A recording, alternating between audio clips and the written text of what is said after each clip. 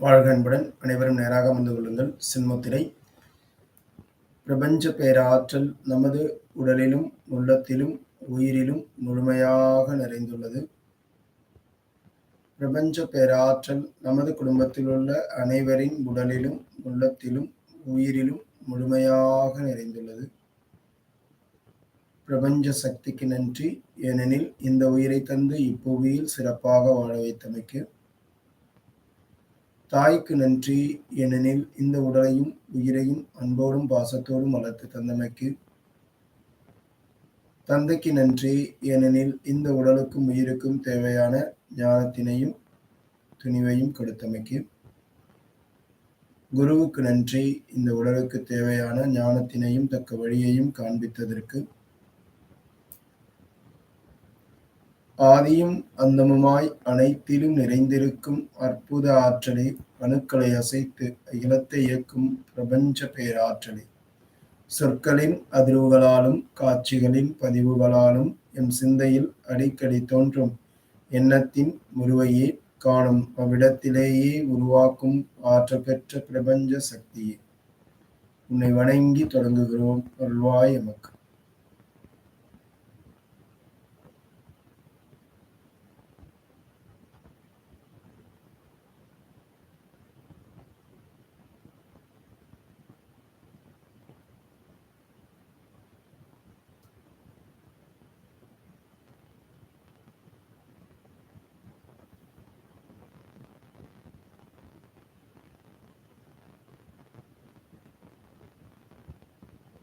நட்சத்திரத்தின் பேரருளும் பெருளியும் சுப்தரிஷி மண்டலங்களின் பேரருளும் பெருளியும் நமது உடல் முழுவதும் படர்ந்து இரத்த நாளங்களில் கலந்து ஜீவ ஆன்மாக்கள் ஜீவ அணுக்களிலெல்லாம் கலந்து இன்று முதல் நமது எண்ணம் சொல் செயல் எல்லாம் புனிதம் பெற்று நாமும் நாம் பார்ப்பவர்களும் நம்மை பார்ப்பவர்களும் எல்லா நலமும் வளமும் பெற அருள்வாய் ஈஸ்வரா என்று வேண்டி தியானிக்கின்றோம்.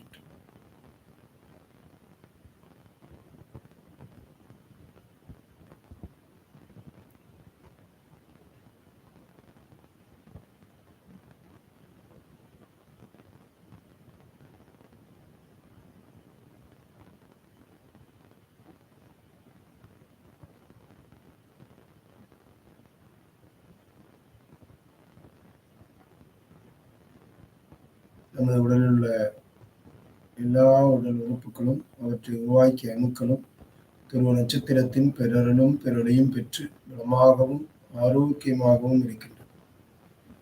நமது நினைவுகள் கால்கள், கால்களை உருவாக்கிய அணுக்கள் துருவ நட்சத்திரத்தின் பெரலும் பெருளையும் பெற்று பலமாகவும் ஆரோக்கியமாகவும் இருக்கிறது.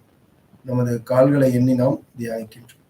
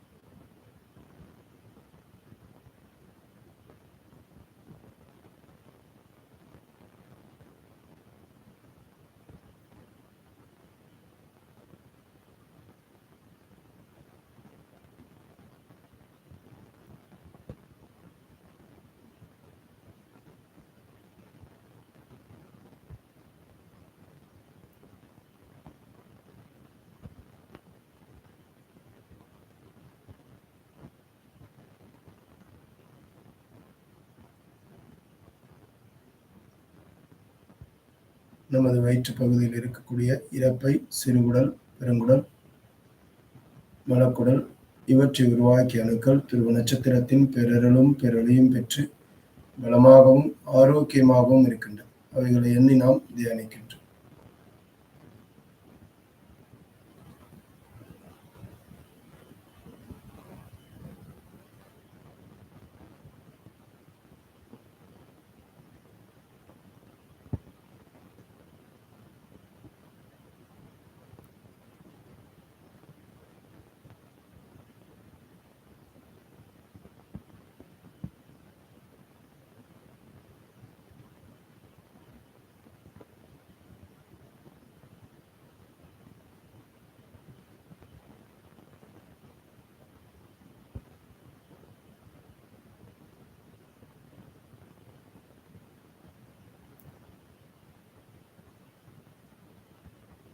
பெண்கள் தங்களுடைய கர்ப்பப்பையை எண்ணி பாருங்கள். அவற்றை உருவாக்கிய அணுக்கள் துருவ நட்சத்திரத்தின் பேரருளும் பேரொளியும் பெற்று பலமாகவும் ஆரோக்கியமாகவும் இருக்கின்றது. அவைகளை எண்ணி நாம் தியானிக்கின்றோம்.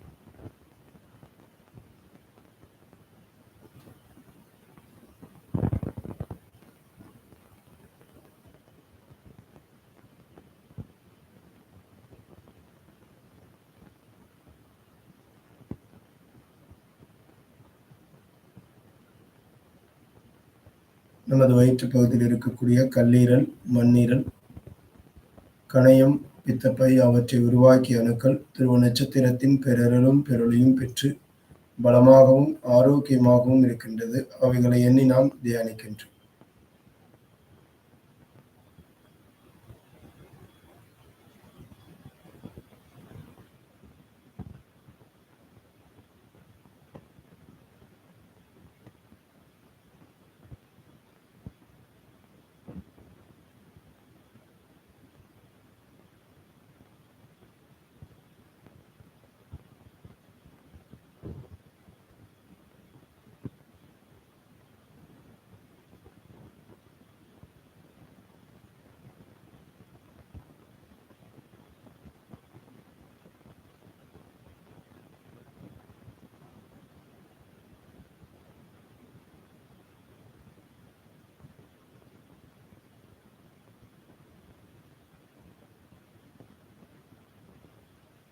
நமது சிறுநீரகம் அவற்றை உருவாக்கிய அணுக்கள் துருவ நட்சத்திரத்தின் பேரருளும் பேரொளியும் பெற்று பலமாகவும் ஆரோக்கியமாகவும் இருக்கின்றது. அவைகளை எண்ணி நாம் தியானிக்கின்றோம்.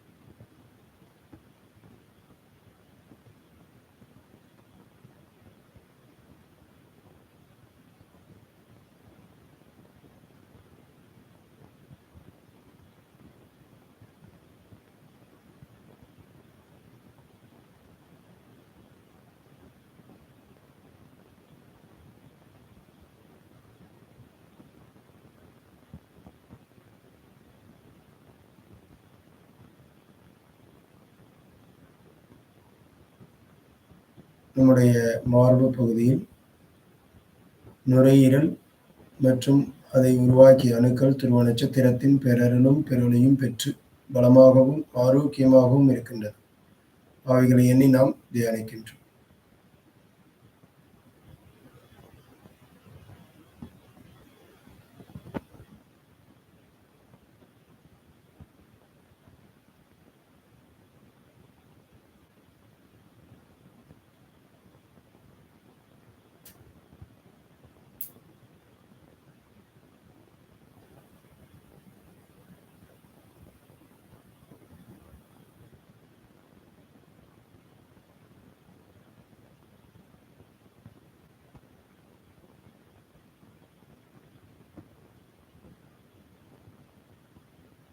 இதயத்தை எண்ணி பார்க்கின்றோம். அன்பின் அடையாளமாக இருக்கக்கூடிய இதயம் அவற்றை உருவாக்கிய அணுக்கள் துருவ நட்சத்திரத்தின் பேரருளும் பேரொளியும் பெற்று பலமாகவும் ஆரோக்கியமாகவும் இருக்கின்றது. அவற்றை எண்ணி நாம் தியானிக்கின்றோம்.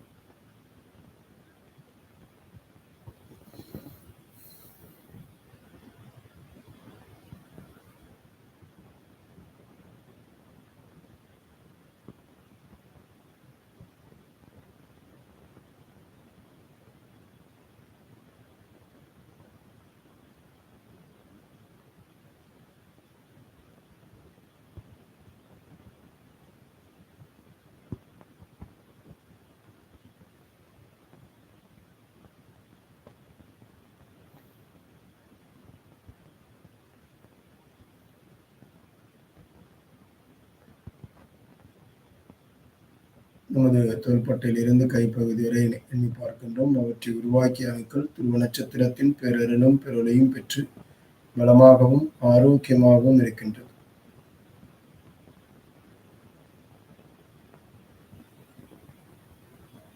கை விரல்களிலிருந்து தோள்பட்டை வரை அந்த உணர்வு சொல்வதை நாம் உணர்கின்றோம்.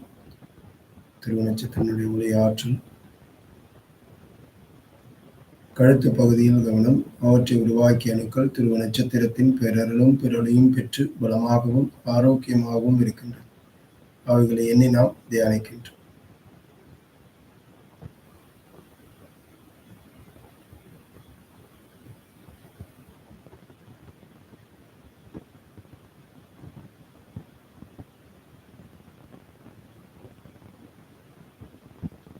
நம்முடைய மண்டையோட்டு பகுதி, அவற்றில் இருக்கக்கூடிய முக்கியமான உறுப்புகள், மூளை, அதை சார்ந்த நுண்ணிய அணுக்கள் எல்லாம் துருவ நட்சத்திரத்தின் ஒளியாற்றலை பெற்று பலமாகவும் ஆரோக்கியமாகவும் இருக்கின்றது.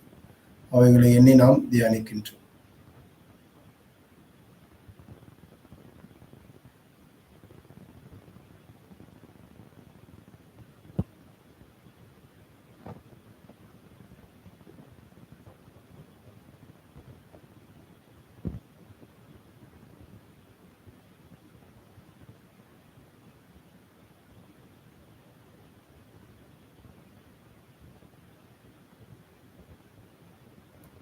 நமது உடலில் இருக்கக்கூடிய எலும்பு மண்டலம், எலும்புகள், அவற்றை உருவாக்கிய எலும்பு மஞ்சைகள், அவைகள் உருவாக்கிய அணுக்கள் துருவ நட்சத்திரத்தின் பேரருளும் பெறொளியும் பெற்று பலமாகவும் ஆரோக்கியமாகவும் இருக்கின்றன. அவைகளை எண்ணி நாம் தியானிக்கின்றோம்.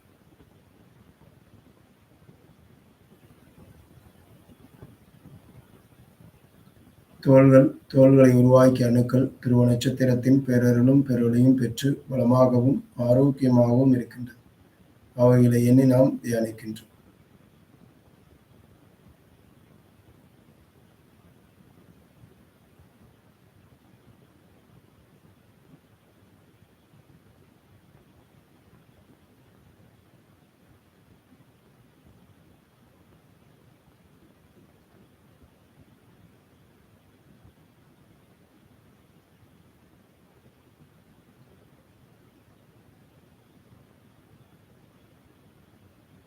நமது கண்ணின் கருவிழிகளில் கவனத்தை செலுத்துகிறோம். அவற்றை உருவாக்கிய அணுக்கள் துருவ நட்சத்திரத்தின் பேரருளும் பெறொளியும் பெற்று பலமாகவும் ஆரோக்கியமாகவும் இருக்கின்றன.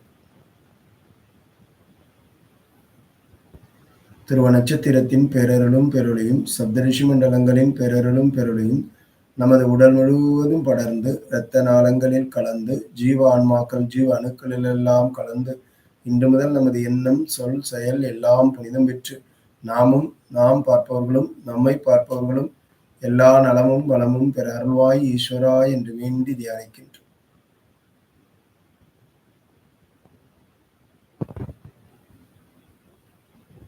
நமது நினைவுகள் புருவ மத்தியில் நம்மோடு வாழ்ந்த நமது முன்னோர்கள் மூதாதையர்கள், வாழ்ந்து மறைந்த முன்னோர் மூதாதையர்கள் நண்பர்கள், இவர்களுடைய ஆத்மாக்கள் இறையாற்றலை அடைய வேண்டி நாம் பிரார்த்திக்கின்றோம். நமது தாய் தந்தையரை எண்ணி பார்க்கின்றோம். அவர்கள் உடல் பலமாகவும் ஆரோக்கியமாகவும் இருக்கின்றார்கள். அவர்களை எண்ணி நாம் தியானிக்கின்றோம்.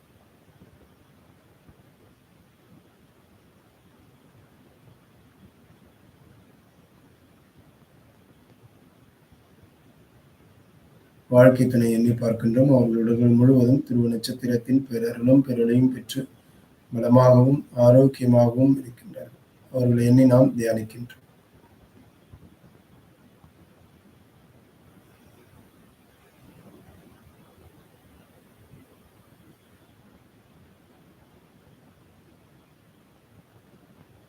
நமது குழந்தைகளை வரிசை கிரமமாக எண்ணி பார்க்கின்றோம். அவர்களுடன் முழுவதும் துருவ நட்சத்திரத்தின் பேரருளும் பெறொளியும் பெற்று பலமாகவும் ஆரோக்கியமாகவும் இருக்கின்றார்கள்.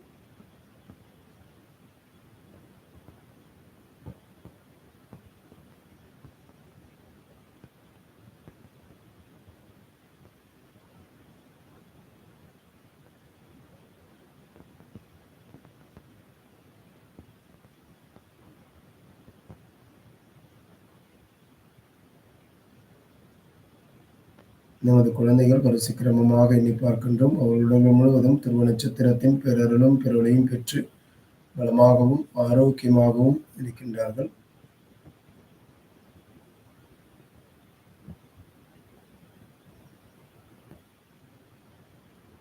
உடன் பிறந்தவர்களை எண்ணி பார்க்கின்றோம். அவர்களுடன் முழுவதும் துருவ நட்சத்திரத்தின் பேரருளும் பெறொளியும் பெற்று பலமாகவும் ஆரோக்கியமாகவும் இருக்கின்றார்கள். உறவுகள் நட்புகள் அவர்களை எண்ணி பார்க்கின்றோம். துருவ நட்சத்திரத்தின் பேரருளும் பெருளையும் பெற்று அவர்கள் பலமாகவும் ஆரோக்கியமாகவும் இருக்கின்றார்கள்.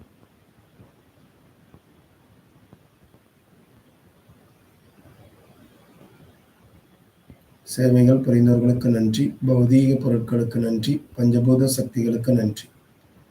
நாம் அன்பானவர்கள், கருணையுள்ளம் கொண்டவர்கள், தன்னம்பிக்கை உடையவர்கள், சக்தி மிக்கவர்கள், சாதனையாளர்கள், செல்வ வளமுடையவர்கள், செல்வ வளமுடையவர்களை உருவாக்கும் மாபெரும் தலைவர்கள். நாம் அன்பானவர்கள், கருணையுள்ளம் கொண்டவர்கள், தன்னம்பிக்கை உடையவர்கள், சக்தி மிக்கவர்கள், சாதனையாளர்கள், செல்வ வளமுடையவர்கள், செல்வ வளமுடையவர்களை உருவாக்கும் மாபெரும் தலைவர்கள். நாம் அன்பானவர்கள், கருணையுள்ளம் கொண்டவர்கள், தன்னம்பிக்கை உடையவர்கள், சக்தி மிக்கவர்கள், சாதனையாளர்கள், செல்வ வளமுடையவர்கள், செல்வ வளமுடையவர்களை உருவாக்கும் மாபெரும் தலைவர்கள். நான் எனது வாழ்நாள் முழுவதும் அனைத்து உயிர்களிடத்திலும் அன்பும் கருணையும் கொண்டிருப்பேன். எல்லா உயிர்களுக்கும் தேவையான உதவிகளை செய்வேன். நான் எனது வாழ்நாள் முழுவதும் அனைத்து உயிர்களிடத்திலும் அன்பும் கருணையும் கொண்டிருப்பேன். எல்லா உயிர்களுக்கும் தேவையான உதவிகளை செய்வேன். நான் எனது வாழ்நாள் முழுவதும் அனைத்து உயிர்களிடத்திலும் அன்பும் கருணையும் கொண்டிருப்பேன். எல்லா உயிர்களுக்கும் தேவையான உதவிகளை செய்வேன். வாழ்க அன்புடன், வளர்க நன்றி.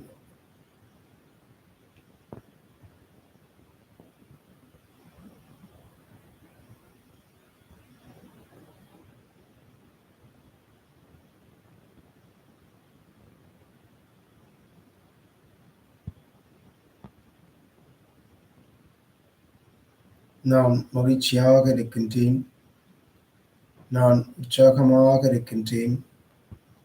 நான் ஆரோக்கியமாக இருக்கின்றேன்.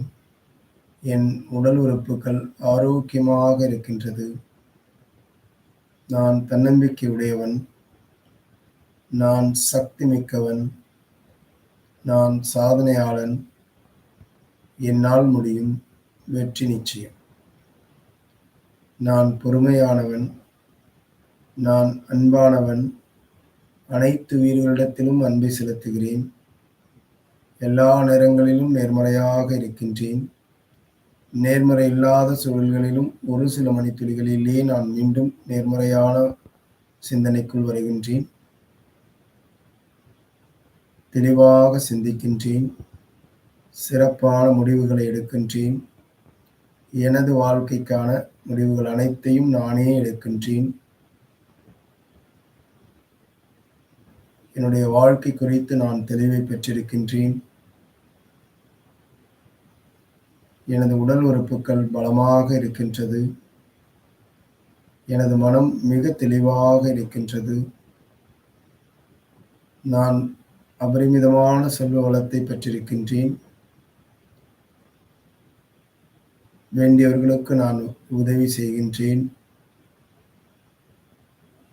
நான் சக்தி மிக்கவன், சாதனையாளன், வெற்றி நிச்சயம். இரு கைகளையும் தலைக்கு மேல் கொண்டு சென்று ஒன்றோடு ஒன்று தேய்த்து உடல் முழுவதும் 3 முறை வருடிக் கொள்ளுங்கள். 1, 2, 3. இடது கையின் மீது வலது கை வைத்து உங்கள் பார்வையை மெல்ல விழித்து வாழ்க அன்புடன், வளர்க நன்றி உணர்வுடன், வாழ்க வளமுடன் என வாழ்த்தி உங்களுக்கு வசதியாக அமர்ந்து கொள்ளுங்கள்.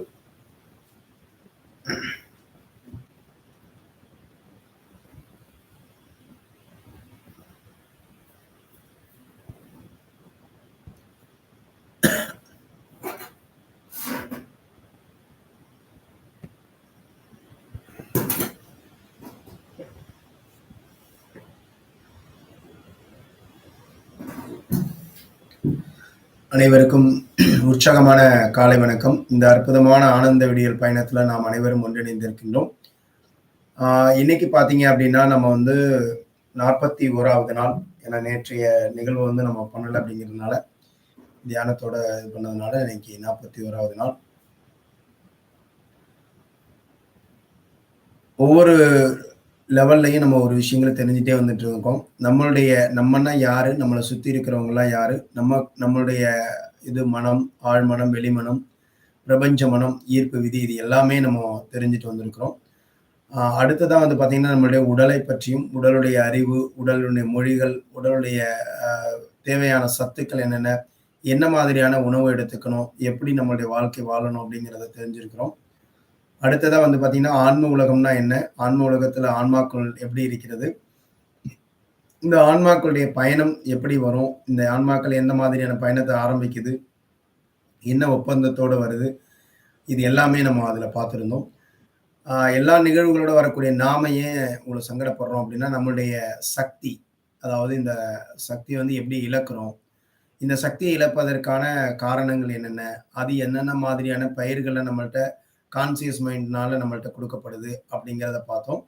அதுக்கு அடுத்ததா நாம உண்மையிலேயே இந்த சக்தியெல்லாம் நம்மகிட்ட இழக்கக்கூடிய விஷயங்கள் நம்மகிட்ட இருக்கு இல்லையா? அத தவிர்க்கிறதுக்கு எந்த சக்திய பலப்படுத்தணும்? எத அதிகப்படுத்தணும்? என்ன உணர்வுகள அதிகப்படுத்தணும்?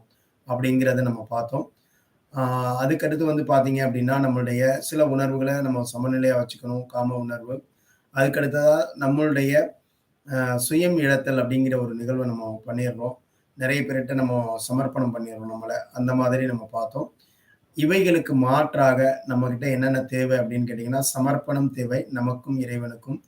அடுத்ததா தேர்ந்தெடுக்கும் சுதந்திரத்த நீங்க சரியா தேர்ந்தெடுங்க. என்ன மாதிரி தேர்ந்தெடுக்கணும்? நீங்க நேர்மறைய பின்பற்றப் போறீங்களா? எதிர்மறைய இது தெளிவா ஆயிட்டீங்க அப்படின்னாலே, உங்களுடைய வாழ்க்கை மிக அற்புதமாக மாறிடும். இதுல நீங்க தெளிவா இல்ல அப்படின்னா, உங்களுடைய வாழ்க்கை குழப்பமா தான் இருக்கும். நல்லா புரிஞ்சுக்கோங்க. நீங்க இந்த பதிலுக்கு தெளிவான பதில் மட்டும் இல்ல, தெளிவான முடிவும், தீர்மானமும் இருக்கணும். சும்மா வாயால சொல்றது, இது மட்டும் பண்ணா மட்டும் பத்தாது. அதுல தெளிவான முடிவு நீங்க எடுக்கணும். நீங்க நேர்மறை வழிய பின்பற்ற போறீங்களா? எதிர்மறை வழி பின்பற்ற போறீங்களா? நேர்மறை வழிய பின்பற்றும் பொழுது நெறைய சவால்கள் உங்களுக்கு வரதான் செய்யும். ஏன்னா, இங்க சவால்களே இருக்காது. அதனால எது வந்தாலும் உங்களுக்கு சவாலா தெரியும். எதிர்மறை வழிய பின்பற்றினா உங்களுக்கு என்ன தெரியாதுன்னா, ஏன்னா சவால்களோட தான் இருக்க போறீங்க. எப்படி வந்து நம்ம பேருந்தோட இயக்கத்துல இருக்கும்பொழுது, நாம இயங்குறது தெரியாது. வெளியில இருக்கிறதெல்லாம் ஓடுற மாரி தெரியும்ல, அந்த மாரி தான். அப்ப அதனால நம்ம வந்து நீங்க என்ன முடிவெடுக்க போறீங்க? நீங்க அன்பு செலுத்தணுங்கிற நபர் உங்களுக்கு துரோகம் பண்ணலாம். நீங்க அன்பு செலுத்தணுங்கிற நபர் உங்கள உங்கள உங்கள வந்து காயப்படுத்தலாம். சரிங்களா? அந்த பாதைகள்ல நெறைய சங்கடங்கள் வரலாம். உங்களுடைய பொருளாதார இழப்பு இருக்கலாம். பொருளாதாரத்துல உங்கள ஏமாற்றக்கூடியவர்கள் வரலாம். இந்த மாரி பல சங்கடங்கள வரும். அது அந்த மாரியான எல்லா நேரத்திலயும் நீங்க எப்படி நடந்துக்க போறீங்க? அதையெல்லாம் நீங்க எந்த முறையில அணுக போறீங்க? அது எப்படி இருக்கணும்னா, அன்பின் அடிப்படையில இருக்கணும், கருணையின் அடிப்படையில இருக்கணும், அகிம்சையின் அடிப்படையில இருக்கணும். சரிங்களா? இது மாதிரியான முறைகள்ல தான் நீங்க அந்த இடத்த நீங்க கையாண்டாகணும். அது எப்படி கையாளணுமோ, அதுக்கு தகுந்த மாரி நீங்க கையாண்டுக்கணும். அதுக்கு பதிலுக்கு பதில் நீங்க எதிர்த்து பேசியோ, பதிலுக்கு பதில் நீங்க சண்டை போட்டோ, அல்லது பதிலுக்கு அவங்க பாணியிலேயே நீங்க அவங்களுக்கு இது குடுக்கறதெல்லாம் பண்ணக்கூடாது. ஸோ முடிஞ்ச வரை நீங்க எவ்ளோ அ அந்த எந்த அளவுக்கு அவங்களுக்கான வாய்ப்புகள குடுக்க முடியுமோ, அவங்க திருந்துவதற்கு, அவங்க மாறுவதற்கு குடுக்கணும். சார் நான் ரொம்ப குடுத்து பார்த்துட்டேன். கடைசி எவ்வளோ ஒரு 4 டைம் பார்த்தேன் சார். இவங்களுக்கு 4 டைம்லயே பொறுமை இழந்துருவாங்க. அத கடைசிம்பாங்க. அப்படிலாம் இல்ல. அதாவது அந்த நபர் சொல்லக்கூடிய செயலோ அல்லது செய்யக்கூடிய செயல்னால பல உயிர்கள் பாதிக்குது.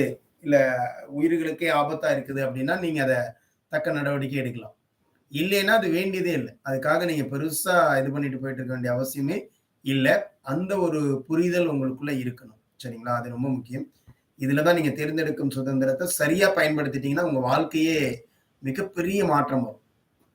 எல்லாரும் விடுற இடம் எதுனா இதுதான். நான் எடுத்துறது. ஆனா கொஞ்சம் தூரம் போயிட்டு திரும்ப ரீபேக் ஆகுறது.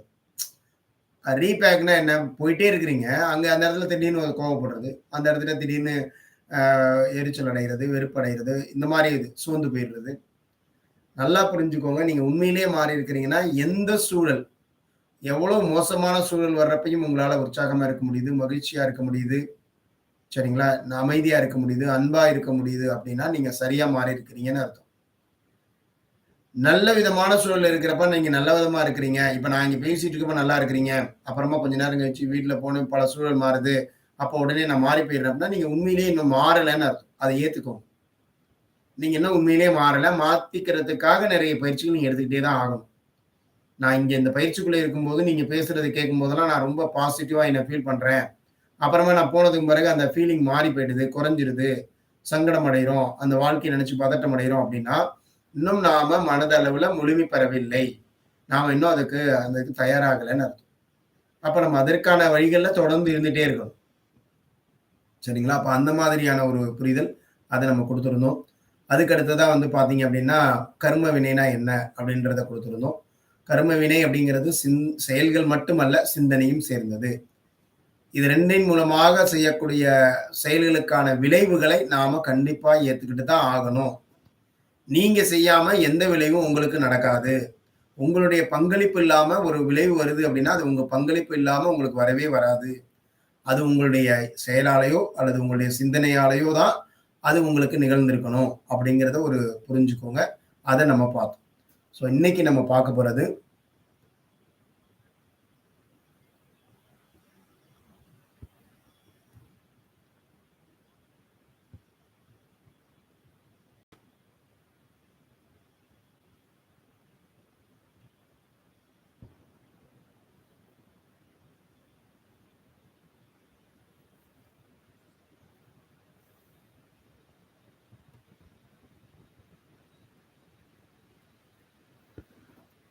இன்றைய பயணத்துல நம்ம பார்க்க போறது குணங்கள் அப்படிங்கிறத பத்தி பார்க்க போறோம். குணங்கள்னா என்ன அப்படின்னா, நம்மள்ட்ட இருக்கக்கூடிய இயல்பா ஒவ்வொரு ஆன்மாக்கள்ட்டயும் இருக்கக்கூடிய ஒரு குணாதிசயம் அப்படின்னு சொல்லுவோம். அது அந்த இயல்பு. அதாவது இந்த ஆன்மா வந்து முழுமை நிலை அடைஞ்சிருக்கக்கூடிய தன்மை. அது சாத்வீகம் அப்படிங்கிறதும் இருக்கும். ராஜச அப்படின்ற ரஜஸ் அல்லது ராஜச, தமஸ் அல்லது தாமச அப்படின்ற மாரி அத சொல்லுவோம். ஸோ அது எல்லாமே அவங்கள்ட்ட இருக்கும். சரிங்க. இப்ப இதெல்லாம் இருக்குதா? இந்த மாரிலாம் இருக்கிறது வந்து குணங்கள வந்து நம்ம இப்படி சொல்றோம் இல்லையா? இந்த குணங்கள் என்ன அப்படின்னு பார்த்தீங்கன்னா, அ அதாவது இந்த குணங்கள் வந்து எங்கிருந்து வருதுன்னா, ஒரு ஆன்மா வந்து எப்ப புதுசா பிறப்பெடுக்குதோ, அந்த பிறப்பெடுக்கக்கூடிய ஆன்மா தன்னுடைய கல்லுங்கிற நிலையிலோ, மண்ணுங்கிற நிலையிலயோ, ஒவ்வொரு நிலைகளையும் முழுமை அடைந்து அடுத்தடுத்த நிலைக்கு அது வந்திருந்துச்சு அப்படின்னா, அந்த ஆன்மா ஒரு முதிர்ந்த நிலை ஆன்மாவா இருக்கும். அப்ப அந்த ஆன்மா என்ன பண்ணுதுன்னா, அந்த 7வது 5வது தளத்துக்கு மேல போன ஆன்மாவா இருக்கும். அப்ப அந்த ஆன்மா பக்குவப்பட்டிருக்கும். அந்த ஆன்மாவோட பேச்சு, அந்த ஆன்மாவோட நடவடிக்கைகள், அதெல்லாம் பார்க்கும்போது நமக்கு ரொம்ப ஆச்சரியமா இருக்கும். இது எப்படி இந்த மாரிலாம் பண்ணுது அப்படின்னு நம்ம யோசிப்போம். எப்படி இவங்க இந்த மாரிலாம் நடந்துக்கிறாங்க? நம்மளால முடியவே முடியாதே! அப்படின்ற அளவுக்கு அந்த நிகழ்வுகள் இருக்கும். அப்ப அந்த மாதிரி ஆன்மாக்கள் இப்ப அதை விட இன்னும் உயர்ந்த நிலையிலேருந்து வருது, 7வது நிலையிலேருந்து வர ஆன்மாவுடைய இதெல்லாம் ரொம்ப இது நெறைய பயன்படுத்தி அவங்களுடைய செயல்கள்லாம் நமக்கு மந்திர மாயாஜாலம் பண்ற மாரி இருக்கும். அதனால தான் நம்ம அவங்கள கடவுள்ன்னு சொல்லிர்றது. அன்னைக்கே சொன்னோம் இல்லையா? சில மனிதர்களா வந்து அவதாரம் பண்றாங்க. ஆனா நாம என்ன பண்ணிடுறோம்? அவங்கள கடவுளா ஆக்கிர்றோம். ஏன் அப்டின்னா, அவங்க செய்றதெல்லாம் நம்மளால நம்ப கூடவே முடியாது. அப்படி இருப்போம். அப்ப அந்த மாரி குணத்திலயும் வருவாங்க. என்ன காரணம்னா, எந்த ஆன்மாக்களுடைய குணங்கள் நல்லா முழுமை அடைஞ்சதோ, அந்த ஆன்மாக்கள்லாம் உயர்ந்த நிலையை அடைஞ்சிரும். ஒருவேளை சில ஆன்மாக்கள் என்ன பண்ணுச்சுன்னா, மரமா இருக்கும்போதே மனிதனுக்கு ஆசைப்பட்டு நேரா மரத்திலேருந்து மனிதன் ஆயிடுச்சுன்னு வச்சுக்கோங்க. அப்ப அதனுடைய தன்மை எப்படி இருக்கும்? அந்த மரத்துக்குள்ள பண்புகள் தான் அது நிறைவடைஞ்சிருக்கு. மிச்சம் இன்னும் நிறைவடையல. அடுத்தடுத்த நிலைகள் நிறைவடையல அப்படிங்கிறப்ப என்ன ஆகுது அப்படின்னா, அந்த பண்புகள்ல வந்து இங்க வந்தோனே இந்த குணாதிசயங்கள் வந்து அது வெளிப்பட ஆரம்பிக்கும். ஒண்ணும் தப்பு இல்ல. அப்ப நம்ம தேர்ந்தெடுக்கிற சுதந்திரம் இருக்கிறதுனால நம்ம அந்த மாரி வந்துடுறோம். இந்த மாரி வந்ததுக்கு பிறகு நம்ம என்ன பண்ணணும் அப்படின்னு கேட்டீங்கன்னா, இங்க வந்து நல்ல விஷயங்கள தேர்ந்தெடுக்கவும் உங்களுக்கு வாய்ப்பு இருக்கு. அத நீங்க தேர்ந்தெடுக்கலாம். நீங்க நல்லா ஆவணும்னு நெனச்சீங்கன்னா, அத தேர்ந்தெடுக்கலாம். அப்ப அந்த குணாதிசயங்கள் எப்படி இருக்குது? ஒவ்வொருத்தருடைய குணங்கள் எப்படி இருக்குது? இந்த குணங்கள பொறுத்து தான் இந்த குணங்கள்ல எத தேர்ந்தெடுக்க போறீங்க? உங்ககிட்ட எல்லார்கிட்டயும் இந்த 3 குணங்களும் இருக்கும். இத கூட நம்ம என்ன சொல்லலாம்னா, இந்த 3 ஓநாய்கள் உள்ள இருக்குன்னு வச்சுக்கோங்க. இந்த 3 ஓநாய்களுக்கு நீங்க என்ன உணவு குடுக்க போறீங்களோ, அந்த ஓநாய் பெருசா வளரும். சரிங்களா? எது பெருசா வளரும்? அதுக்கு ஏற்ற உணவு. இப்ப ரஜஸ் குணத்துல இருக்கிறாங்க அப்படின்னா, ரஜஸ் குணத்துக்கு தேவையான தீனி நீங்க குடுத்தீங்கன்னா, அது இன்னும் பெருசா வளர்ந்துரும்.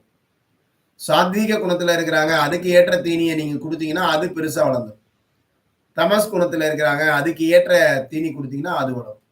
புரியுதுங்களா? அப்ப என்னன்னா, இப்ப இந்த உணவுகள் சில நேரங்கள்ல கட்டாயத்தின் பேர்ல கூட கொஞ்சம் உணவுகள நம்ம மாத்தி குடுத்து, அப்புறம் கொஞ்ச நாள் ஆனோனே நம்ம அது பிடிச்சிடும் இல்லையா?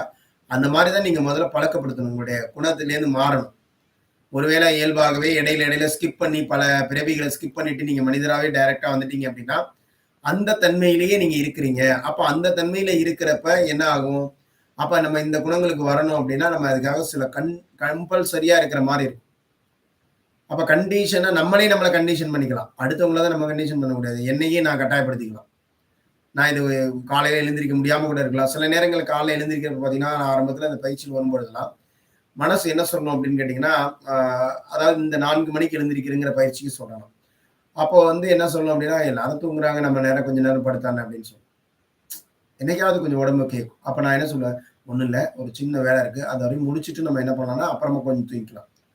நீ ஒண்ணும் கவலைப்படாத." அப்படின்னு அதுக்கு ஒரு பதில் குடுத்துட்டோம்னா, சரி அப்படின்னு சொல்லி இப்படி எழுந்திரிக்கும். அப்படியே கொண்டு போய் நம்ம தண்ணி கிண்ணிலாம் குளிப்பாட்டி எல்லாம் பண்ணிட்டோம்னு வச்சுக்கங்களேன், அப்புறம் அது திரும்ப படுக்கணும்னே கேட்காது. முடிஞ்சு போச்சு.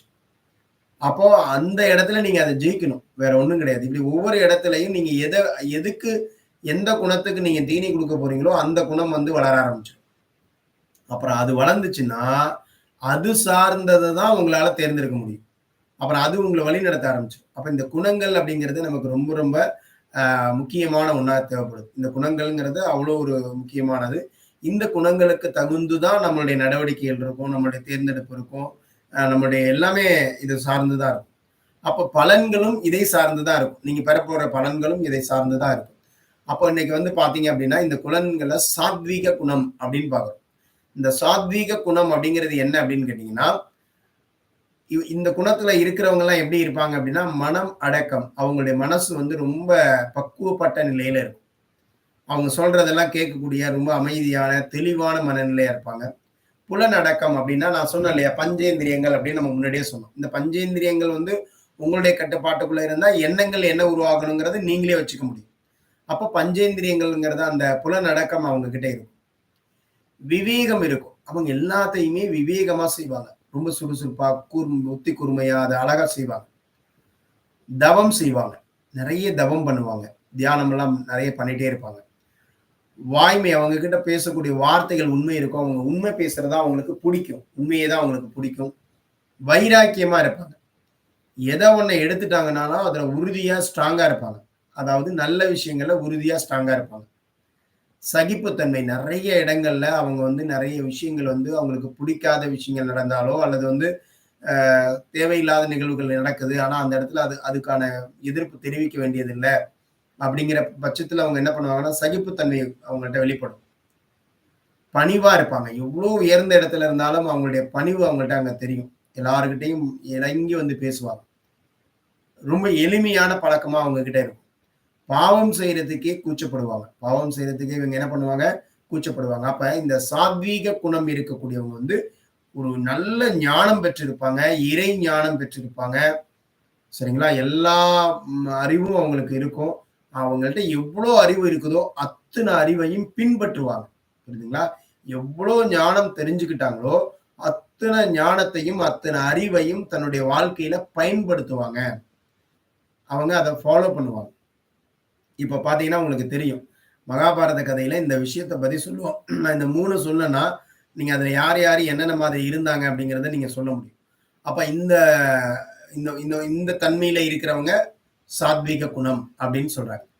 இப்ப ராஜச குணம் அல்லது ரஜஸ் அப்படின்னு சொல்றாங்க அப்படின்னா என்னன்னா, இவங்க கிட்டயும் எல்லா ஞானமும் இருக்கும். இவங்களுக்கு தர்மம்னா என்னன்னு தெரியும், பாவம் செய்றதுனா என்னன்னு தெரியும், புண்ணியம்னா என்னன்னு தெரியும். சரிங்களா? நல்ல வீரனா இருப்பாங்க.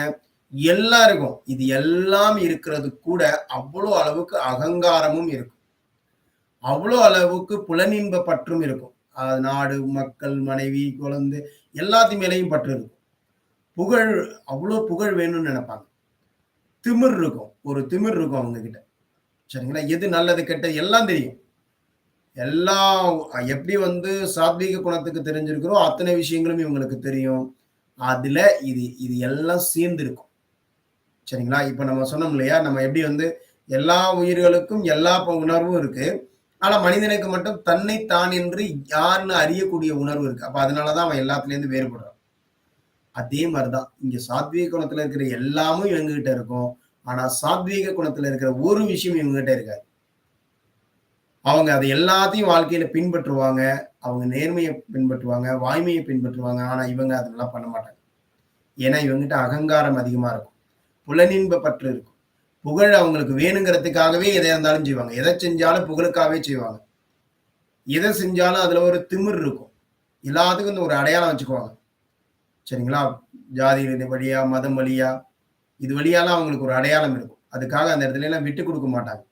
எதற்காகவும் தன்னுடைய தன்னுடைய பாதைய வந்து தவறுன்னு தெரிஞ்சா கூட, அந்த தவற நான் சரியா செய்வேன்பாங்க.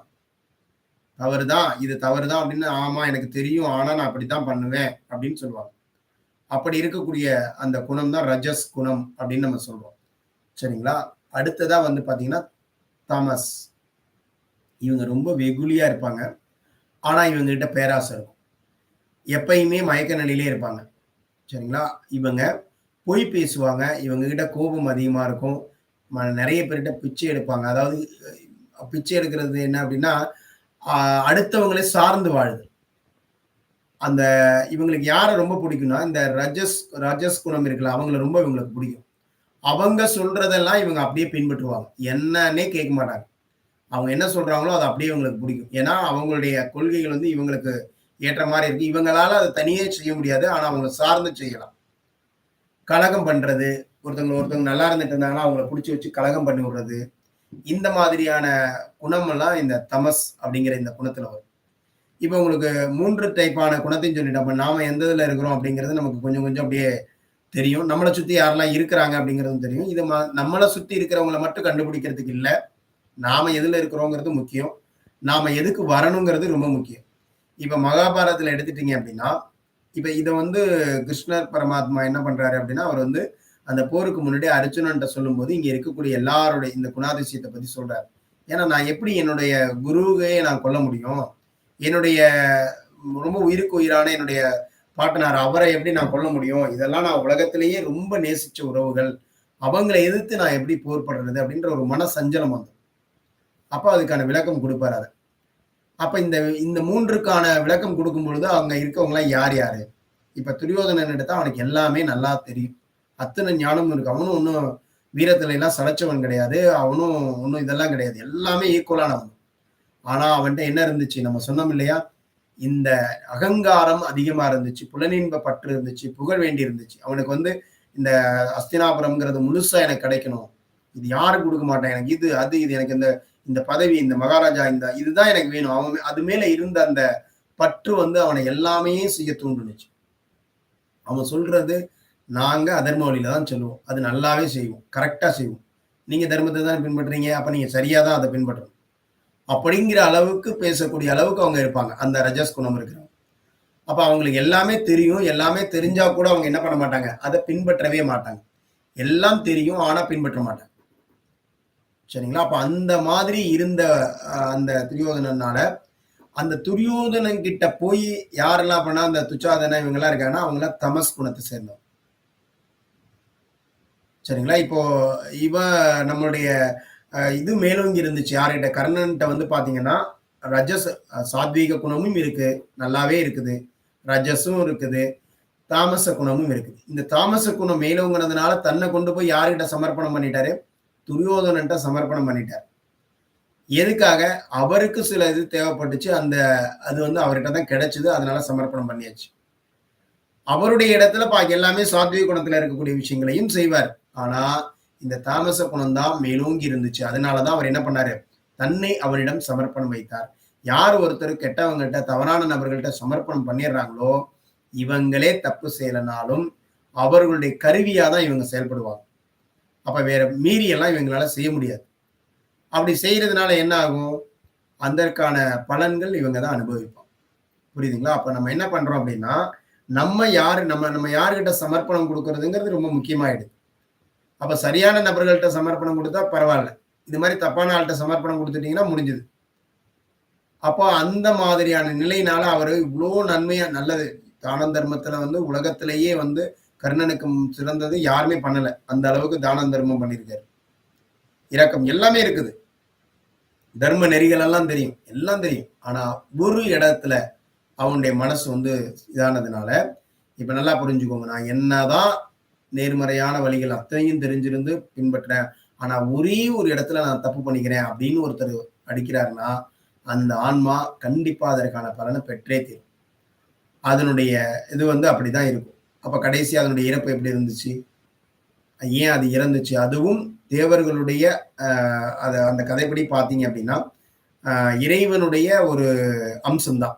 ஆனாலும் அதால ஜெயிக்க முடியல. ஏன் இறைவனாகவே இருந்தா கூட, நீங்க தப்பான வழிய பின்பற்றினீங்கன்னா, நீங்க இங்க இருக்க முடியாது. ஜெயிக்க முடியாது. உங்களால ஒரு நல்ல இதோட வாழ முடியாது. அது இறைவனே இருந்தாலும் சரிதான் அப்படிங்கிறதுக்கு தான் அந்த இது. ஏன்னா, இறைவனுடைய ஒரு அம்சம் தான். பஞ்சபாண்டவர்கள் எப்படி இறைவனுடைய அம்சமோ, அதே போல தான் அவரும் ஒரு இறைவனுடைய அம்சம். சூரிய தேவனுடைய புள்ள அப்படின்னு சொல்லுவாங்க. அப்ப அப்படி இருந்து கூட என்ன பண்ண முடியல? ஜெயிக்க வைக்க முடியல. என்ன காரணம் அப்படின்னா, நீங்க எந்த கர்மாவ தேர்ந்தெடுக்கிறீங்க? அதுதான் முக்கியம். உங்களுடைய கர்மா எத தேர்ந்தெடுக்கிறீங்களோ, அதுதான் பேசும். அதுதான் உங்களுக்கு எல்லாமே குடுக்கும். இங்க வந்து எந்த ரெக்கமெண்டேஷன்லாம் கிடையாது. அவருடைய குழந்தைங்கிறதுக்காகலாம் விட முடியாது. அப்ப அந்த மாதிரி அவங்க வந்து சாத்வீக குணத்துல இருந்திருந்தாங்க அப்படின்னா, அப்ப என்ன நடந்திருக்கும்? கண்டிப்பா ஜெயிக்க முடிஞ்சிருக்கும். இந்த சாத்வீக குணத்துல இல்லாதனால என்ன ஆச்சு அப்படின்னு கேட்டீங்கன்னா, அவங்களுடைய தன்மை இந்த மாரி ஆயிடுச்சு. இப்ப நம்ம சாத்வீக குணத்துக்கு வரணும். இந்த சாத்வீக குணத்துக்கு வரணும் அப்படின்னா, நீங்க என்னெல்லாம் பண்ணணும்? சாத்வீக குணமுள்ள உணவுகளை எடுத்துக்கணும். சாத்வீக உணவுகளை எடுத்துக்கணும். உங்களுடைய உணவு சாத்வீகத்துல வந்து எல்லா அறுசுவைகளும் அளவோட இருக்கணும். அந்த உணவு நிச்சயமா வந்து பார்த்தீங்கன்னா, 2ஆம் கட்ட உணவுகளா இருக்கக்கூடாது. இது வந்து நம்ம தாவரங்கள் இந்த மாதிரியான தன்மைக்குள்ளேயே அது முடிஞ்சிரும். நெறைய பேர் சொல்லுவாங்க, "நான் சத்துக்காக மட்டும் முட்டை எடுத்துக்கிறேன்." அதாவது நம்மள்ட்ட சில விஷயங்கள வந்து நம்ம புரிஞ்சுக்கிறதே இல்ல. உங்களுடைய என்ன எண்ணத்துக்காக அத செய்றீங்க? இந்த உணவு சாப்பிடுறீங்க அப்படின்னா, நான் உண்மையிலேயே எல்லா உயிர்கள் மேல அன்பு வச்சிருக்கேன். அது எல்லாத்து மேலயும் நான் இரக்கம் வச்சிருக்கேன். அதனால எந்த உயிரும் என்ன பண்ணக்கூடாது? அத கொன்னு திங்கிறதுங்கிறது எனக்கு பிடிக்காது. விட்டுர்றேன். அப்புறம் டாக்டர் சொல்லியிருக்காரு, அதுக்காக முட்டை மட்டும் எடுத்துக்கலாம். நாட்டு முட்டை மட்டும் நான் எடுத்துக்கலான்னு இருக்கேன். அப்ப உங்களுடைய கொள்கை இங்க என்ன ஆச்சு? அடிபடுதா? அப்ப நம்ம என்ன பண்றோம்? அப்ப அதுக்குள்ள இருக்கிறது உயிர் தானே. அந்த உயிர கொல்ல தானே செய்றோம். அப்ப நம்ம என்ன ஆகுறது? அப்ப அந்த இடத்திலேயே நம்மளுடைய இது நம்ம என்ன கொள்கைய வச்சிருந்தோமோ அது அடிபடும். இது தெரியாத வரைக்கும் பிரச்சனை இல்ல. ஆனா தெரிஞ்சிருச்சு அப்டின்னா, உங்களுக்கு அந்த மனசு உங்கள கேட்க ஆரம்பிச்சுட்டு அப்டின்னா, அது தொடர்றது நல்லது. சில பேர் இதெல்லாம் தெரியாமலேயே தான் சாப்பிட்டுட்டு இருக்காங்க. அதனால அது என்ன ஆக போறல? அது அந்த ஆன்மா திரும்ப ஒரு வாட்டி எப்பயோ ஒரு வாட்டி இன்னொரு 2, 3 பிறவிகள் எடுத்தாலாவது கண்டிப்பா அது உணர்ந்துரும். செஞ்சதெல்லாம் பாவம், இதெல்லாம் தப்பு அப்டின்றத அது உணர்ந்துரும். இந்த பிறவியில அவங்களுக்கு அந்த வாய்ப்பு இல்ல. நீங்க அவங்கள்ட்ட போய் விவாதம் பண்ண வேண்டிய அவசியம் இல்ல. இப்ப உங்ககிட்டயும் அத சொல்றது இல்ல. விவாதம்லாம் கிடையாது. இப்படிலாம் கிடையாது. இது உண்மை. நீங்க என்ன வேணா பண்ணிக்கலாம். நீங்க அத சாப்பிடுறது சாப்பிடலாம். இத தான் சாப்பிடணும் அப்படின்லாம் கிடையாது. இல்ல இத சாப்பிட்டவங்கலாம் அதுக்காக இதெல்லாம் சாப்பிட்டுட்டு அநியாயம் பண்றவங்களும் இருப்பாங்க. அவங்களுடைய குணம் எப்படிப்பட்டதா இருக்கும்? அவங்க தமசுலயோ, ரஜஸ்லயோ இருப்பாங்க. எப்படி இந்த உணவ சாப்பிட்டு அவங்க அப்படி இருக்கிறாங்க? இந்த மாரி சாத்வீக உணவாவே சாப்பிடுறாங்க. எனக்கு தெரிஞ்ச மாரி சாத்வீக உணவு அப்படிங்கிறது என்ன? சாத்வீக உணவுங்கிறது அதிக புளிப்பு இருக்கக்கூடாது, அதிக காரம் இருக்கக்கூடாது. எல்லாமே ஒரு ஓரளவு அளவோட இருக்கணும். அது அவங்கவங்கள பொறுத்தது. ஆனா, அந்த சாப்பிடும் பொழுது நம்ம சொல்லியிருக்கோம் இல்லையா? அதுல எது கலந்து போகுது? சாத்வீக உணர்வுகள் கலந்த அந்த உணவு படைக்கப்படுகிறதா? ரஜஸ் உணவு கலந்து படைக்கப்படுகிறதா? தமஸ் கலந்து படைக்கப்படுகிறதா? அது என்ன? அவங்க சமையல் செய்யும்போது எத கலக்குறாங்க? அந்த உணவ வந்து சாப்பிடும்போது ஒரு என்ன உணர்வோட இருந்து சாப்பிடுறாரு? அதெல்லாமும் கூட அந்த உணவோட சேர்ந்துக்கும். அப்ப சேர்ந்துச்சுன்னா, அது வந்து சாத்வீக உணவு சாப்பிடுறதுக்கு வெளிப்பார்வைக்கு சாத்வீக உணவா தெரியும். ஆனா, அதுல கலந்திருக்கிறது பூரா என்ன குணங்களா இருக்குது? இந்த மாதிரி குணத்தோட சமைக்கப்பட்ட உணவுல நிச்சயமாக அது தூண்டக்கூடிய தன்மை தான் இருக்கும். சரிங்களா? அப்ப அவங்க ஒரு சில பேர நம்ம பார்க்கலாம். இந்த மாரி சாத்வீக உணவா சாப்பிட்டுட்டு இருந்தாலும், அவங்களும் இந்த மாதிரியான வேலைகள்லாம் பண்ணுவாங்க. அப்ப நம்ம எப்படி அவங்கள எப்படிங்க நீங்க உணவு வச்சா மாறிடும்? உணவு ஒரு பார்ட் தான். இந்த உணவ மட்டும் தின்னுட்டாலே நீங்க சாத்வீக குணத்துக்கு வந்துர முடியுமானா? முடியாது. அதற்கான மனசு பக்குவ நிலை அடையணும். நீங்க மனசு ஏத்துக்கணும். உங்களுடைய தேர்ந்தெடுப்பு சுதந்திரம் இருக்கணும். நான் இந்த வழிய பின்பற்றணும் அப்படின்னு நீங்க நெனைக்கணும். இந்த மாதிரி நீங்க நெனைக்கிறப்ப தான் உங்களால அந்த உணர்வுக்குள்ளேயே வர முடியும். அந்த குணாதிசயத்த உங்களுக்கு அது புடிக்கணும். இதெல்லாம் கேட்கறதுக்கு புடிக்கணும். இதெல்லாம் கேட்க புடிக்கல அப்படின்னா, நீங்க இந்த குணத்துக்குள்ளே இல்லன்னு அர்த்தம். அப்ப உங்களுக்கு அதாவது எந்த குணம் உங்களுக்கு இருக்கிறீங்களோ, அந்த பசி உங்களுக்கு இருக்கும். அப்ப அது சார்ந்த தகவல்கள நீங்க கேட்பீங்க. எந்த குணத்துல நீங்க இப்போ மாற்றா நான் பேசிக்கிட்டு இருக்கிறேன், நேர்மையா இருக்கணும், ஆமா காலையில ஒரு ஆள் இதெல்லாம் சொல்லிட்டு இருக்கார் போ அப்படின்னு போனாங்கன்னா, அவருக்கு இதற்கான பசி அங்க இல்ல. இத குடுத்து ஒண்ணும் ஆகப் போறதும் இல்ல. அப்ப அந்த ஒரு புரிதல் நம்மகிட்ட இருந்துச்சு அப்படின்னா, கண்டிப்பா நம்மளுடைய குணாதிசயம் நாம எதுல இருக்கிறோம்? இப்ப நம்ம இங்க இருக்கிற எல்லாருமே சாத்வீகத்துல இருப்போமான்னா, சொல்ல முடியாது. சாத்வீகத்திலயும் இருக்கலாம். இன்னும் முழுமை பெறாம இருக்கலாம். ஏன்னா முழுமையான சாத்வீக குணத்துக்கு வந்தீங்கன்னா, உங்களுடைய பவர் வந்து அப்படி இருக்கும். அவ்வளோ பெரிய ஆற்றல் உங்ககிட்ட இருக்கும். உங்களுக்கு நீங்க இந்த கொஞ்சம் கொஞ்சம் புலம்புறீங்கல்ல, அந்த புலம்பல்கள் எல்லாம் இருக்காது. நெறைய புலம்பல்கள் இருக்கு இல்லையா? அந்த புலம்பல்களே வராது. அது நடக்குது, இது நடக்குது. உடலே உங்களுக்கு நீங்க சொல்ற மாரி கேட்குங்க. அந்த உடல்ல வந்து இன்னைக்கு வலி வருது, உடல்ல வந்து சங்கடங்கள் வருது, ஆரோக்கிய குறைபாடுகள் வருது அப்படின்னா, நம்மளுடைய உணவு ஒரு பக்கம், நம்முடைய எண்ணம் ஒரு பக்கம். நல்லா புரிஞ்சுக்கோங்க. மனசு கெட்டு போணுச்சுன்னா தான் முதல்ல மனசு கெட்டு போனதுனால தான் உடம்பு கெட்டு போகும். மனசுனால உடம்பா, உடம்புனால மனசாலாம் கிடையாது. மனம் கெட்டதனால தான் அந்த உடல் கெட்டுரும். மனதை சரிப்படுத்தினாலே அது கொஞ்சம் கொஞ்சமா சரியாயிடும். அப்ப எது முக்கியம்? மனசு தான் நமக்கு ரொம்ப முக்கியம். அத சரி பண்ணணும். அதுல தான் எல்லா பதிவுகளும் இருக்குது. குணங்கள் இருக்குது. எல்லாமே அதுக்குள்ள தான் இருக்குது. அப்ப அந்த குணாதிசயங்கள நம்ம சரி பண்ணிக்கணும். நம்மளுடைய குணம் என்னவோ அத இப்ப இதுக்கெல்லாம் என்ன வேணா உணவு சாப்பிடுவாங்க. எப்படி வேணா சாப்பிட்டுட்டு போவாங்க. அவங்கள்ட்ட எந்த விதமான ஒரு வழிமுறைகளும் இருக்காது. அப்ப அவங்க என்ன பண்ணுவாங்க? அதுக்கு தகுந்த மாரி தான் அவங்களுடைய குணங்கள் வெளிப்பட ஆரம்பிக்கும். அப்ப நம்மள சுத்தி இவங்க இருக்கிறாங்க அப்படின்னா, நீங்க ரஜஸ் குணத்துல இருக்கிறீங்க அப்படின்னா போய் சொல்லக்கூடாது. அது எதுக்காகன்னா, நீங்க அவங்கள மன்னிக்கவும், அவங்கள ஏற்றுக்கொள்ளவும் இத நீங்க தெரிஞ்சுக்கோங்க. இவங்க என்ன குணத்துல இருக்காங்க? ஓ! அதனால தான் அவங்க இப்படி இருக்காங்க. பாவம். அவங்களுக்கு அது தெரியல. எப்பயாவது தெரிஞ்சுக்கணும். அவங்களுக்காக வேண்டிக்கங்க கடவுள்ட்ட. கடவுளே அவங்களுடைய ஆழ் மனச விழிப்பு நிலைக்கு கொண்டு வா. அவங்களுக்கு எப்படியாவது நல்ல விஷயத்த தெரிய வையி. அப்படின்னு ஒரு நபர நெனச்சு நீங்க திரும்ப திரும்ப சொல்லிட்டே இருந்தீங்கன்னா, கண்டிப்பா அவங்க கிட்ட அந்த மாற்றம் ஏற்படும். அவங்களுக்கு நேரா சொல்லக்கூடாது. நீங்க அவங்களுக்காக பிரேயர் பண்ணுங்க. மனசுக்குள்ள நெனச்சுக்கோங்க. நீங்க நல்லபடியா மாறுங்க. முதல்ல நம்மளே முழுமை பெறல இன்னும். நம்மளே எங்கேயாவது இடத்துல என்ன பண்றோம்? கோவப்படுறோம். அ எரிச்சல் வருது. அலுத்து போகுது. நெறைய நிகழ்வுகள் நமக்குள்ளேயே அப்பைக்கப்ப கொஞ்சம் கொஞ்சம் எங்கேயாவது வரும். என்ன கால அளவு வேறுபடும். வந்து சில பேர் ரொம்ப நேரம் இருப்பீங்க. கொஞ்சம் சில பேர் கொஞ்ச நேரத்துக்குள்ள மாறிக்குவீங்க. இந்த மாரி நிகழ்வு. எந்த நிகழ்வும் உங்கள பாதிக்கவே கூடாது. எந்த நிகழ்வு உங்களுக்கு நடந்தாலும் அது உங்கள்கிட்ட பாதிப்பையே ஏற்படுத்தக்கூடாது. உங்களுக்கு நல்லதா மட்டும் தான் அது தெரியணும். அதை ஏத்துக்கக்கூடிய மனநிலை உங்ககிட்ட இருக்கும். எது நடந்தாலும். என்ன நடந்தாலும் அத ஏத்துக்கிற மனநிலை. இன்னைக்கு நெறைய பேர நான் பார்க்குறேன். வந்ததையும் முழுசா மறந்துட்டாங்கங்க. என்னமோ பதட்டத்துல வாழ்ந்துட்டே இருக்கிறாங்க. அந்த புள்ளைக்கு எக்ஸாம்னா, இவங்களுக்கு எக்ஸாம் மாரி. உண்மையிலேயே இந்த எக்ஸாம், இந்த கல்வி இதெல்லாம் எதுக்காக அப்டின்னா, இந்த ஆன்மாவை பற்றி அறிவதற்கு அதில ஏதாவது ஒரு பங்களிப்பு வரணும். அது சார்ந்த கல்வி முறையே இன்னைக்கு நம்மகிட்ட இல்ல. அது வேற விஷயம். நம்மளுடைய கல்வி முறை எல்லாம் எதற்காக? லௌகீக வாழ்க்கைக்கு தேவையானவற்றை தேடுவதற்கானதா தான் நம்மளுடைய கல்வி முறையே இருக்குது. அப்ப இந்த கல்விய படிச்சு என்னவா ஆகப் போகுது? இந்த கல்வி படிச்சதுனால யாருக்காவது ஆன்மீக முன்னேற்றம் ஏற்பட போகுதா? அப்படின்னா இல்ல.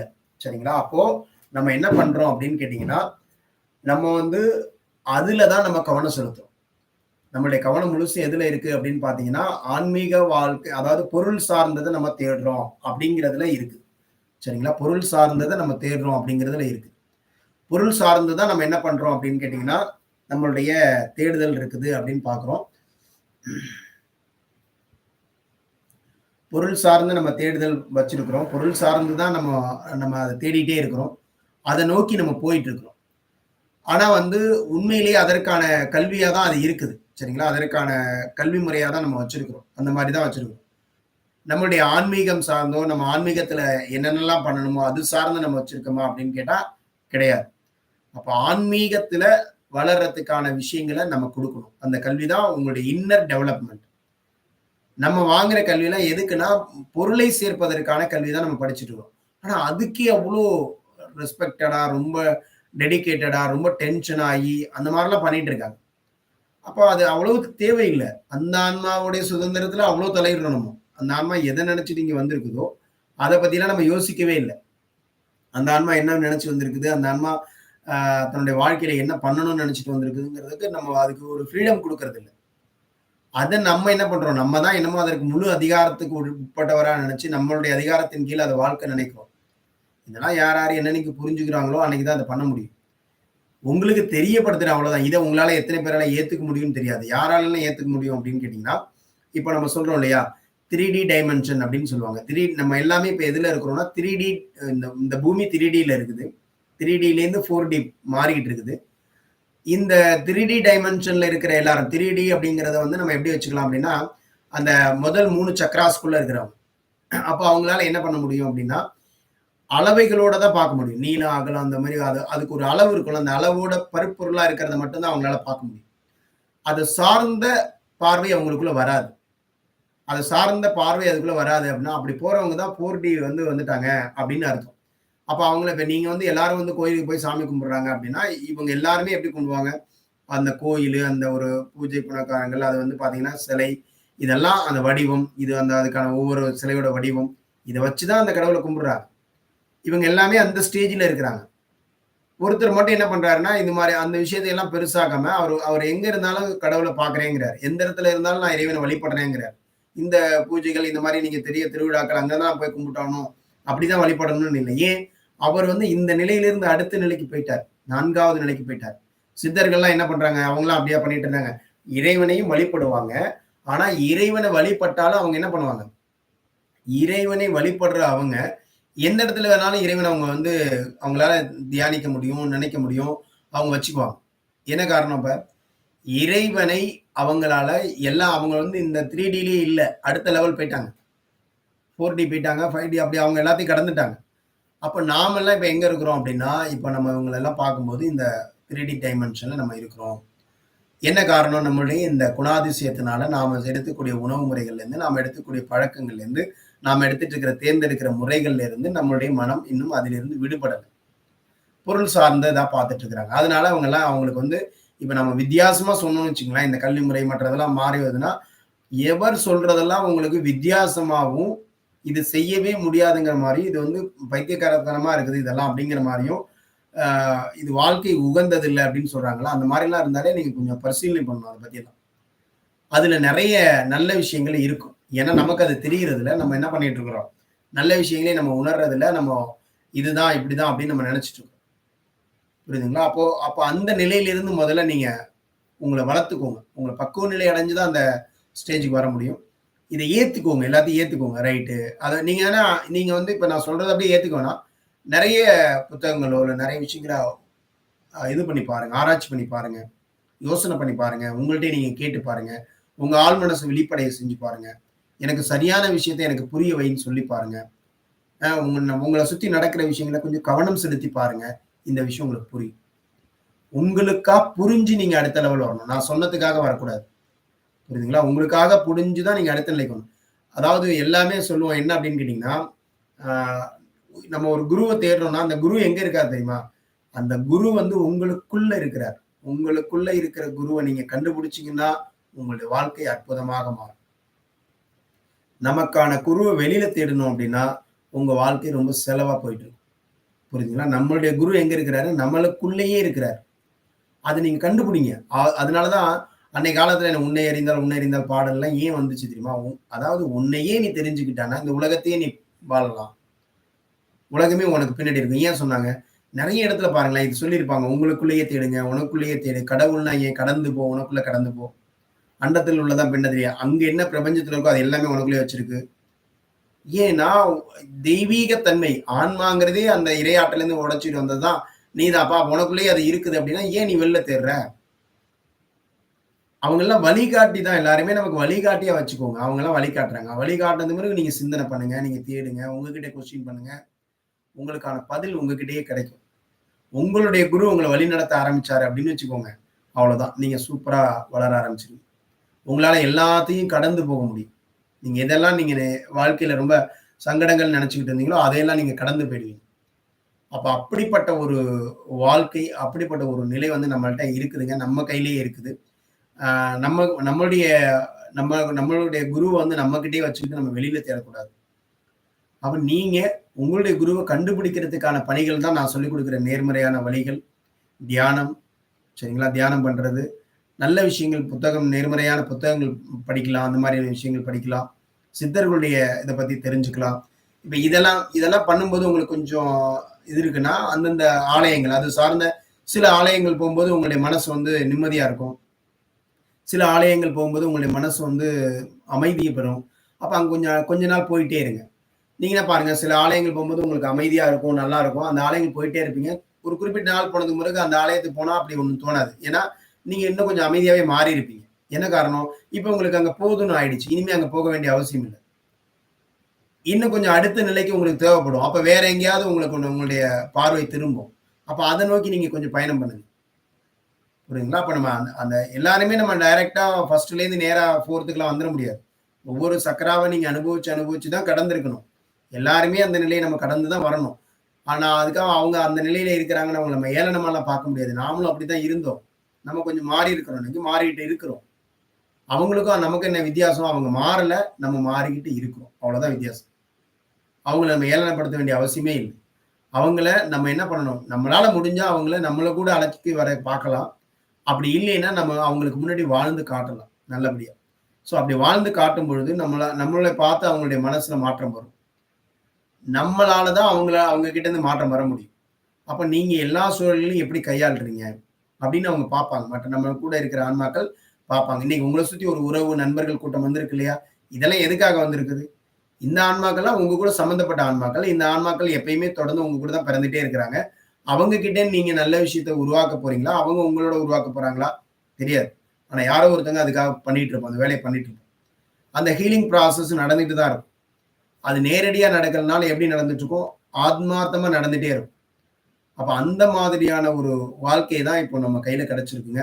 இந்த குணாதிசயங்களை எந்த குணாதிசயத்த சாத்வீக குணத்தை நீங்க எல்லாம் மேலோங்குவதற்கான வழிகளை கண்டுபிடிச்சு அதுக்கான வழியில நீங்க பயணிங்க. இந்த சாத்வீக குணத்துக்குள்ள வரணும் அப்படின்னா, அதுக்கான உணவு முறைகள், அதற்கான தேர்ந்தெடுப்பு அதெல்லாம் நீங்க என்னென்ன விஷயங்கள பண்ணும்பொழுது, அந்த பயிற்சிகள பண்ணும்பொழுது, நம்ம அதுக்கான நெறைய தியானம், மெடிடேஷன்லாம் குடுத்துட்டே தான் இருக்கிறோம். இன்னமும் இந்த மிச்சம் இருக்கிற நாட்கள்ல குடுக்க போற விஷயங்கள் எல்லாமே என்னன்னா, உங்களை ஒரு சாத்வீக குணத்துக்குள்ள கொண்டு வரதுக்கான வழிகள் தான்.